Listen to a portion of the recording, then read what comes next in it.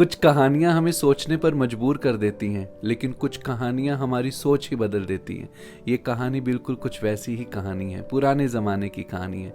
एक निसंतान राजा था जो तरस रहा था कि उसकी कोई संतान हो जो उसके राज्य की देखरेख कर सके, उसके महल की देखरेख कर सके। बहुत परेशान होकर वो एक पंडित को बुलाता है और कहता है कि कोई तो उपाय होगा कि जिससे मेरे घर पर संतान हो जाए। तो वो पंडित जी उसे कहते हैं कि आप एक बच्चे की बलि दो, आप एक बच्चे की बलि चढ़ाओ तो आपके घर संतान हो जाएगी। राजा इतना परेशान होता है, कहता है बलि चढ़ानी है, कोई बात नहीं चढ़ाएंगे। तो वो पूरे गांव में ऐलान करता है कि जो अपना बच्चा मुझे बलि चढ़ाने के लिए देगा मैं उसको एक बड़ी रकम इनाम में दूंगा। तो वो एक गरीब किसान होता है जिसके बहुत सारे बच्चे होते हैं। उसका एक लड़का होता है जिसकी उम्र 7 साल होती है, लेकिन उसे परमात्मा में बहुत विश्वास होता है, परमात्मा में बहुत आस्था होती है। पूरा पूरा दिन वो मंदिर में बैठा रहता है। तो किसान कहता है कि रकम की तो बड़ी सख्त ज़रूरत है। घर पे बात करता है, बीवी से बात करता है, रिश्तेदारों से बात करता है, सब एग्री करते हैं और वो अपना बच्चा बलि चढ़ाने के लिए उस राजा को दे देता है और राजा बदले में उसे वो बड़ी रकम दे देता है जो उसने प्रॉमिस किया होता है। जब इस बच्चे को बलि चढ़ाने का दिन आता है और इस बच्चे को लेकर आया जाता है तो राजा उस बच्चे से पूछता है कि क्या तेरे मन में कोई आखिरी इच्छा है जो तू पूरी करना चाहता है। तो वो बच्चा कहता है कि हाँ, आखिरी इच्छा तो है और उसे पूरा करने के लिए आप मुझे कुछ मिट्टी दे दो, बस मुझे मिट्टी ला के दे दो। तो वो उसको काफ़ी सारी मिट्टी ला के दे देता है। तो वो हैरान हो जाता है कि ये मिट्टी का क्या करने वाला है। तो छोटा सा बच्चा 7 साल का उस मिट्टी से 4 छोटे छोटे घर बनाता है।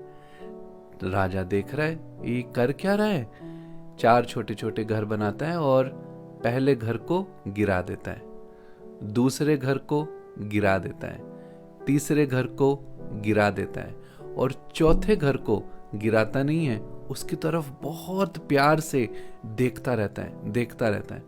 राजा कहता है कि क्या कर रहे हो तुम, ये क्या कर रहे हो, घर बना रहे हो, तोड़ रहे हो, इस घर को देख रहे हो।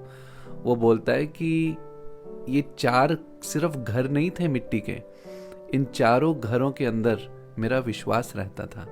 जो पहला घर था ना, वो मेरे माँ बाप का घर था। मुझे बहुत विश्वास था कि वो मेरी रक्षा करेंगे, उम्र भर मेरी रक्षा करेंगे, लेकिन उन्होंने मेरा विश्वास तोड़ दिया, इसलिए मैंने उस घर को गिरा दिया। दूसरा घर मेरे रिश्तेदारों का था।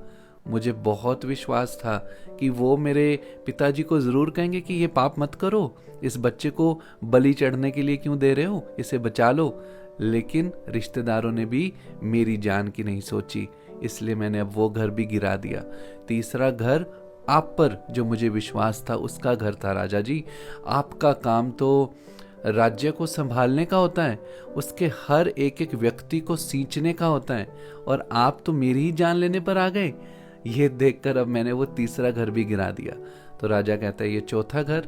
वो कहता है ये चौथा घर ना मेरे परमात्मा का घर है, और जो मेरे मन के अंदर परमात्मा के प्रति विश्वास है उसका घर है।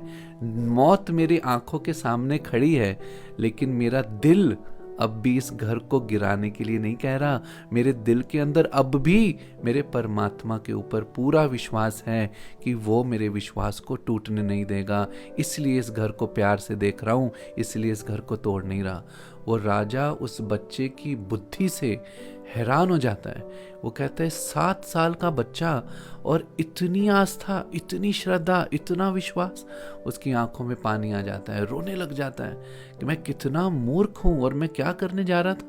इस बच्चे ने मेरी आंखें खोल दी, इस बच्चे ने मुझे इंसान बना दिया।